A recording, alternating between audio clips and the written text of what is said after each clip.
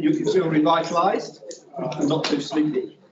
I'm now going to welcome for the afternoon session Gustavo Defeo from Tinctoria to talk about sustainability of materials, normative evolution concerning the circular economy.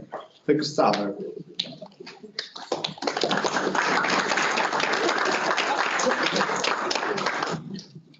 Well, thank you very much, and really it's a great pleasure to be here. I was just thinking that my first SLTC annual conference was exactly 30 years ago. So well, thanks, pass. Thank you. It was not here. I remember it was a very nice place near North. I think I was in a. I don't remember I think no, too many years. Too many years. Well,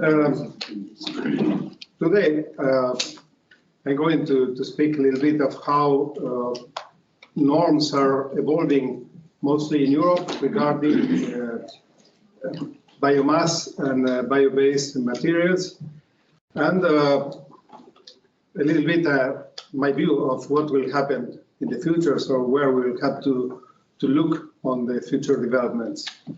So first of all, when I think on the process that we have developed in, especially during the 20th century and a little bit beyond, really we always concentrate on technical matters. So we just think on making the perfect leather, resistant to everything, a leather which should stand any sort of test. But, well, in the last 10 years, everything changed dramatically, okay? So what we thought it was really good for our material, now it's no longer. And so now we have to think on many other things, really, when we develop a process. So we have to think on circularity basis. We must question ourselves a complete series of substances, like the now so-called SVHC substances of very high concern, as they call them by REACH, but not only, because SVHCs are just a small group of the dangerous substances that we may face during the process.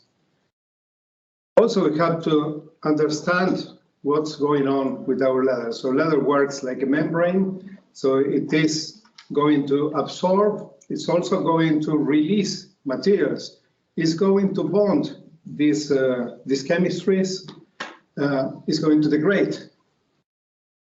And all this should be now very clear to us. We have to think on environmental fate, on toxicities, use scenarios, waste treatments, but you know, still in many countries nowadays we are thinking of waste treatment, water treatments, or in terms of COD and BOD, but that is not enough, not anymore, because we have to think that many substances that we use and substances which we have the possibility to avoid are many times destroying this bacterial flora that it is helping our water treatment. We have also to think on the release of recalcitrant and persistent substances. So maybe 10 years ago, it was not a big concern speaking about PFAS. Now it is a first priority to get rid of them. And again, we are speaking of substances which have a very, very long life. So that reason they are called forever chemicals. And last but not least, thinking on biomass fossil carbon content. That is part of the topic that I'm developing since the last 3 years, and clearly thinking on LCA attributions. So regarding CO2 emissions, in in recent years, where CO2 emissions became a priority because of global warming concerns and for the reasons that we need to contain this incredible amount of CO2 that we are releasing in the environment. Now, fossil-based plastics are also considered permanent pollutants, and I have to say they are part of, or they're a reason of the contribution of this an official definition of Anthropocene. So we have released so big quantities of plastic in the environment that now there is an anthropogenic, they say, geological epoch that we are generating. So we'll leave that for generations. And we hear every day about vast areas used as landfills, and every day we see this in newspapers. We hear about these huge plastic islands, about their pollution. So these are the first really visible consequences. But what I'm normally more afraid about plastics pollution is not what we can see, but is what we don't see. Because these materials, they don't degrade like other chemicals. Normally, they just break down slowly. So when we see them as macroplastics, so we can see them, and so they're not nice because it's all the rubbish we see around, okay? The problem is when they break into microplastics, and now we begin to hear about the consequences of these substances, but even worse, when these microplastics becomes nanoplastics, because nanoplastics can penetrate our skin, can penetrate the hematoencephalic barrier, and at this point they can become potential neurotoxics. So I make this scheme that I use for showing the how is the CO2 intrinsic emission of 100% synthetic materials. And here there's a thinking on the best possibility of treating this sort of material that, in my opinion, is incineration. And we have seen that there is no other possibility on plastics.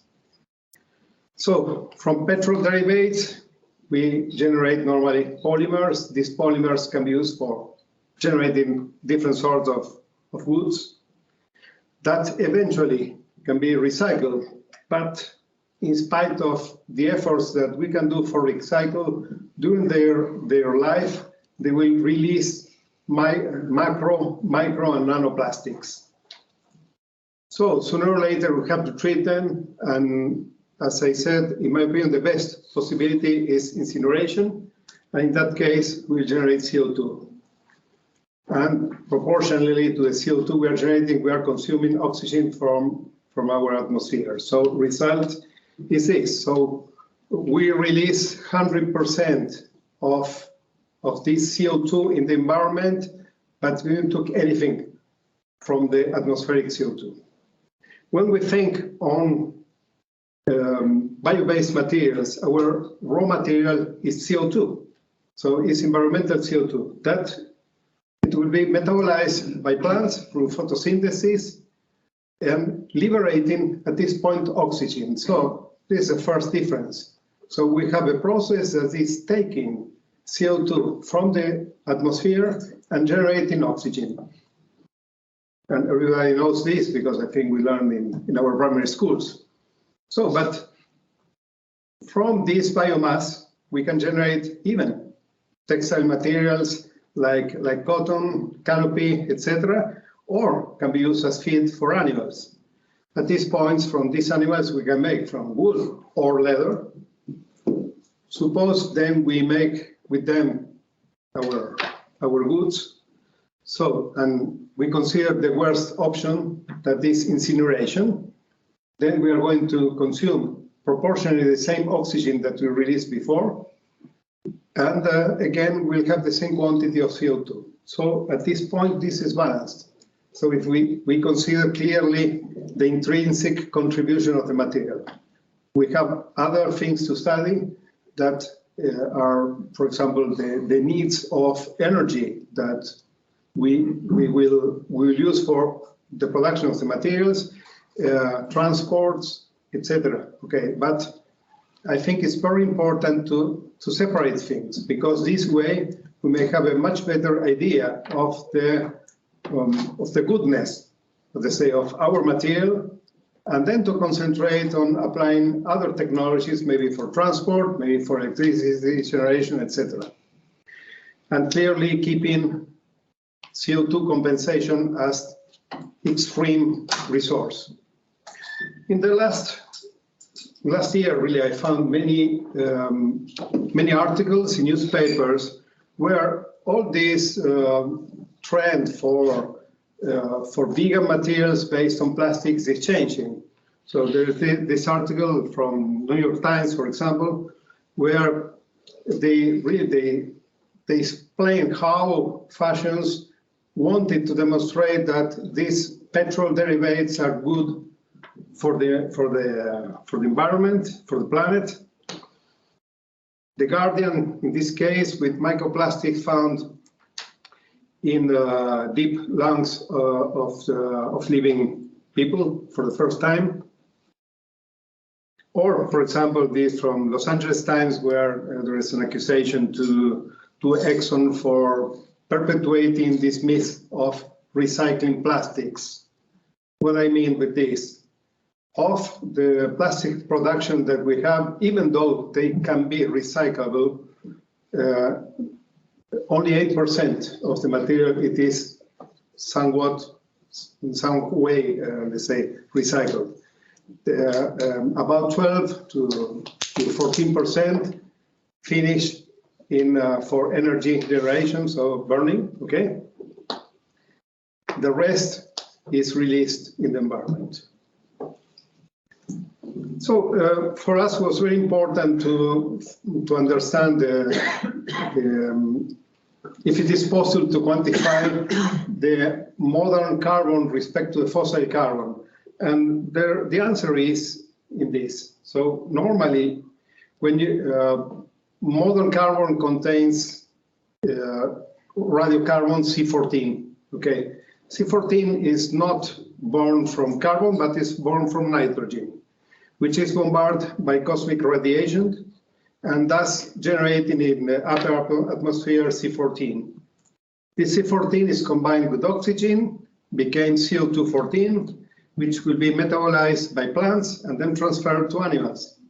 So we can find there is a precise proportion of 614 in all living beings, vegetal or human, animals, fish, etc. Okay, and that is about 1 part per trillion. So it's a really very tiny quantity, but that very tiny quantity, if we can measure it, can give us a good idea of the proportion of modern carbon that we have in any material. The secret of this, or the reason of this possibility to check, is that C14 upon the end of life of living beings, then little by little will return to nitrogen 14, and that is with a median life of 5,700 years, more or less. Which means that for that reason it can be used for carbon dating. If you find any sort of ancient finding and you release, you can find that there is 1/4 of the modern carbon. That means that that finding has about 11,000 years. So now, what about legislation? Well, last year, there is a French decree which came out with a lot of measures to fight against greenwashing for many reasons. First of all, because they found that, as EU Commission also found, that there were a lot of false declarations regarding materials. So everything is now biodegradable, everything is sustainable, everything is vegan, but what is all this? Nobody has the possibility to compare values and to have an idea if these claims are real or not. In parallel, we have from the EU Commission, this was less than 1 month ago, and because clearly of this movement made by France, well, they published this document, which is really very interesting, because first of all, it's pointing to the huge quantity of environmental labels that are coming around. And they want to put some order on this. So first of all, it will be forbidden to make any sort of environmental claim without scientific support. Okay, and this includes materials which may generate microplastics. We are speaking about biodegradability. We are speaking of carbon, of biogenic carbon content, etc. So really, all this is helping to, let's say, the mother of all this environmental legislation in Europe, that is the so-called Green Deal. So it's a package of policies which is aiming to reduce environmental impact and to meet the carbon neutrality within 2025. So in synthesis, we have to say that 2020's keywords are sustainability, circularity, carbon neutrality. Now, regarding EU Commission, they form one transversal commission with its SLTC 411, which has the duty to make the norms to evaluate in an objective way all these things. Okay. The first norm clearly was the vocabulary, where that is this 16575. So to specify the same wording for when we speak about bio-based and biomass materials and sustainability. Then, well, one of the first norms was the 16640, and that is the method we are now using with some small variations, to determine the content of radiocarbon, and thus the content of bio-based material in any product, in any chemical. Then we have the 16785. This is a norm which is combining this radiocarbon analysis with an elemental analysis, because when we speak of organic materials in terms of organic chemistry, I mean, clearly we are not speaking only of carbon, but also of hydrogen, nitrogen, oxygen. Okay, so based on elemental analysis, so we can make a fine tuning on the value that is coming for the new, let's say, C14 content. Also, there is a second method that is it is used only for approximate. It's an approximate approach to bio-based content, and is based on the balance method.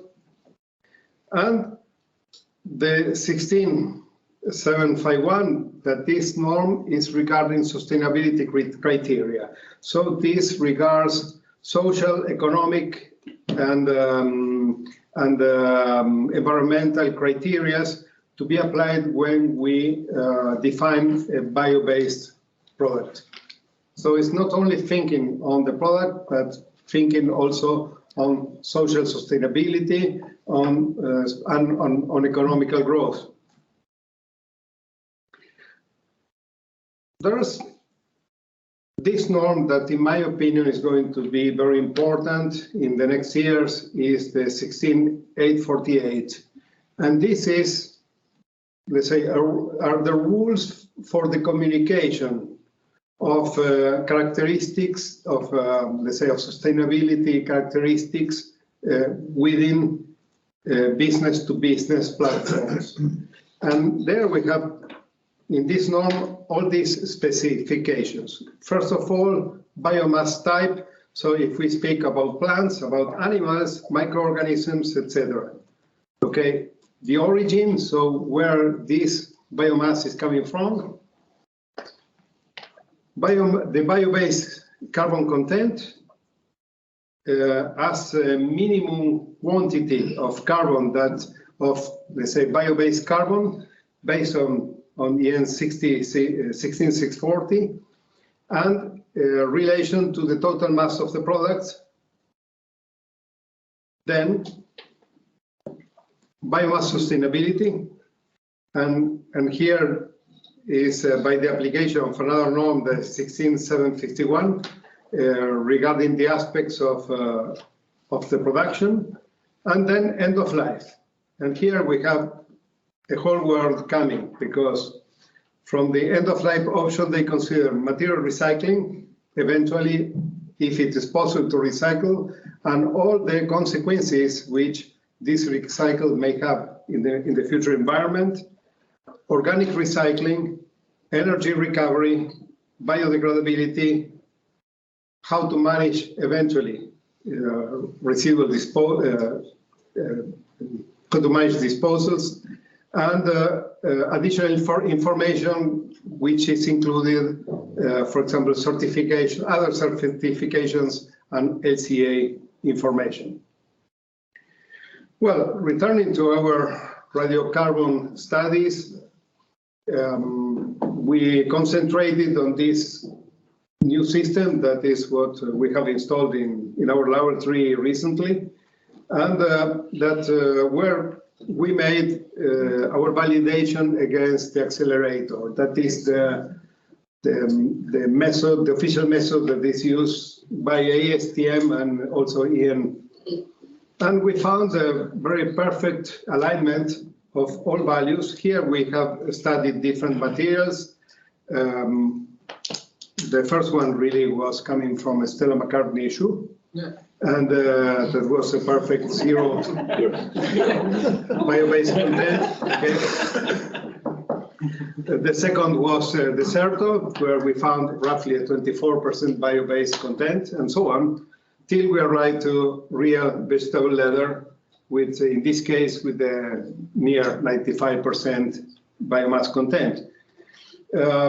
Hopefully, in the next 2 weeks, we will publish a peer review paper where we are going to make reference to a huge number of leathers and leather alternatives. But I will show you some of the results that we have achieved. So these are the materials. First of all, cactus leather. As you know, they say that the material is based on cactus, but when you make the bio-based content, you find just 24%. Okay, the rest mostly PU, and it's not bio-PU. Okay. This was very interesting. It's called Ultra Fabrics. I found this this sample some years ago at the Design Museum in London.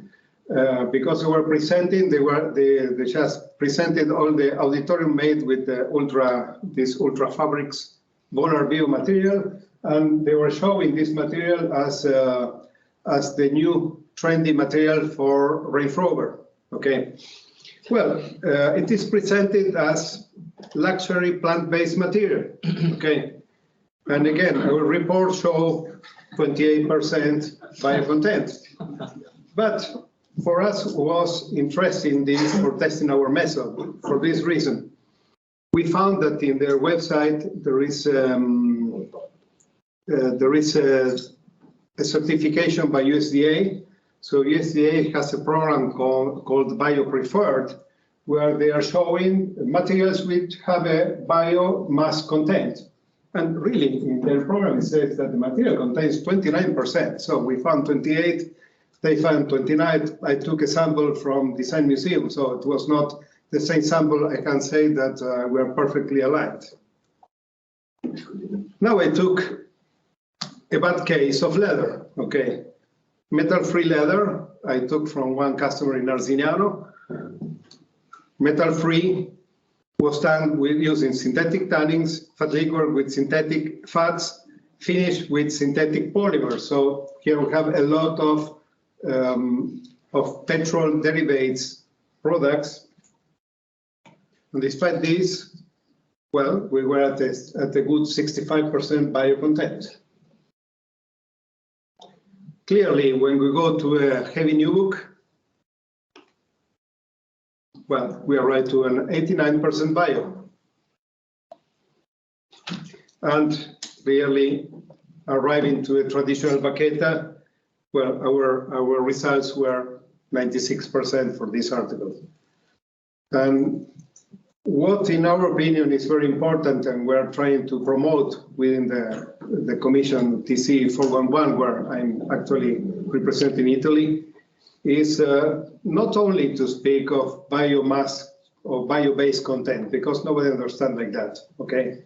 But we have always to say this quantity of bio-based content, in this case 96%, and 4% petrol derivatives. Like in the case of cactus leather, if you say 24% bio, well, looks good.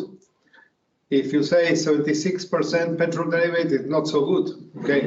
But it's the same thing, okay? But this is an exercise we did because clearly we have to think on the leftovers of leather. We have to treat all what is remaining from our cuts, from shavings and so on. And in Italy, there are many companies producing fertilizers, or, for example, one case producing hydroxyproline from chrome shavings, for example. And what happens to our scheme if, so this is the one I showed before, if we have the possibility to avoid incineration and instead we are producing a fertilizer.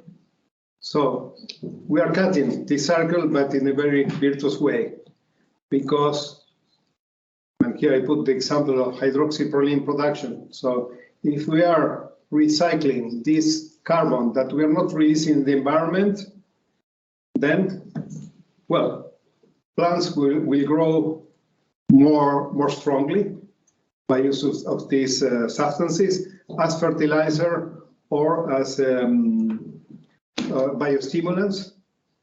And then we are going to have an additional oxygen absorption from the atmosphere. So in this case, we are going to be in a carbon positive basis.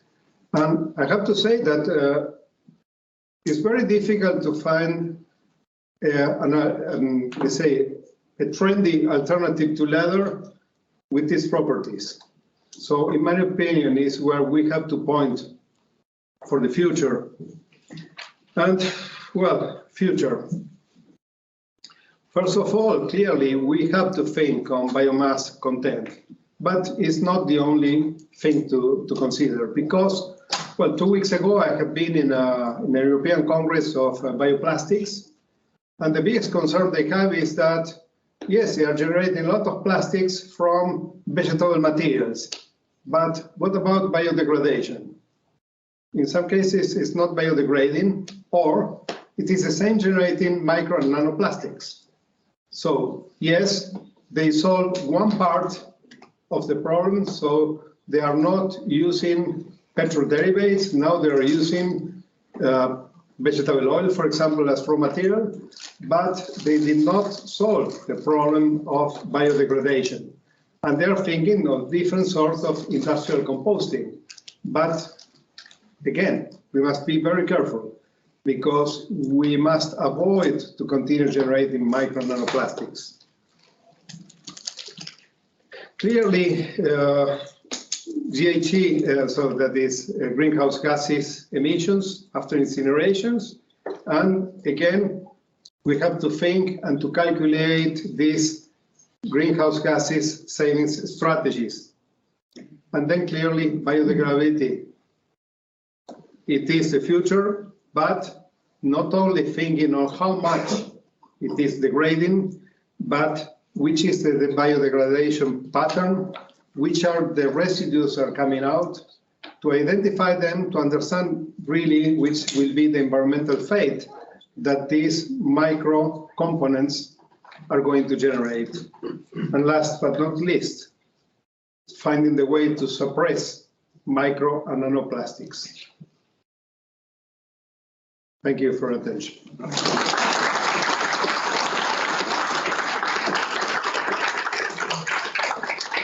We've probably got time for a couple of questions if anyone would like to raise any questions.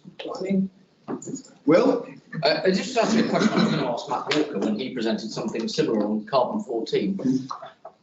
What impact has the nuclear age had on the concentration of carbon-14 in the atmosphere that we use to do some of these calculations, and how do you allow for that? Yeah, well, you can see that, for example, in certain tanning materials. Normally when you use a chestnut or quebracho, we are speaking sometimes of trees which grow especially 30, 40 years ago, sometimes a little bit more. And clearly, when you arrive to analyze these tanning materials, you will find they have maybe 105, 106 PMCs. The other thing is this: when it is a big complex calculation, the one we have to make, because every year we have to reset our PMCs for the year. Okay, so the NIST every year is adjusting the reference respect to a NIST standard that it is 136 PMCs of oxalic acid. And why this? Clearly, still we did not balance the CO2 emissions. So if we are speaking of the radiocarbon content of this year, it's not the same of 10 years ago, and will not be the same of the bio-based content in 10 years. So it is changing year by year, and year by year the NIST is establishing which is the 100%, let's say, PMCs. Clearly, when you see these examples of the 24% of the cactus, well, there's nothing to discuss about this eventual tiny difference may influence of less than 2%. But the PMCs you're talking about are for example, this year or last year. But some of the bio-based materials that you're analysing could be potentially from 100 years ago. So do you know what the PMCs were, or even if you just went back 50 years? Yes. Yes. So then you have a standard and you know what the PMCs were 50 years ago, and that's what you measure? Well, that is what is used normally in carbon dating. Okay. So normally they have the trends, they have they call it the anomaly of the 50s to 80s, okay, where there was a very high radioactivity release, okay, in the atmosphere. Particularly after Chernobyl. Yeah.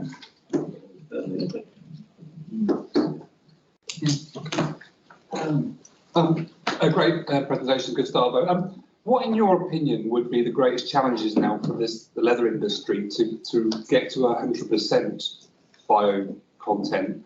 Well, considering all the different performance characteristics that each leather would need to. Well, I have to say that in the past 3 years, more or less, there were a lot of new products which are coming to the market with a very high biomass content, and that is really great. What I'm a bit more concerned, and is what Carl was speaking before, is the generation of micro nanoplastic. So we have to rethink finishings, and we have to think on finishing materials which have a good, eventually, hydrolyzation when you are going to produce fertilizers, or let's say which are going to degrade without generating microplastics. So that, in my opinion, will be the tough challenge that we will have. So are you saying finishes is the hardest? In my opinion, that's yes. correct. Yeah.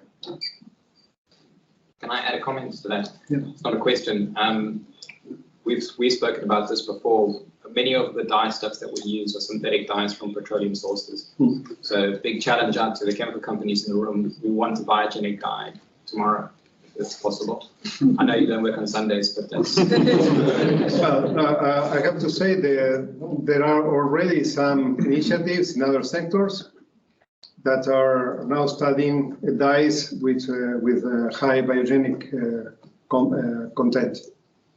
So I know they are doing that on paper industry and in textiles. As usual, leather industry is not the biggest consumer respect to these two industries of dyes, but I know there are some ideas that are being produced now. Thank you very much. Thank you.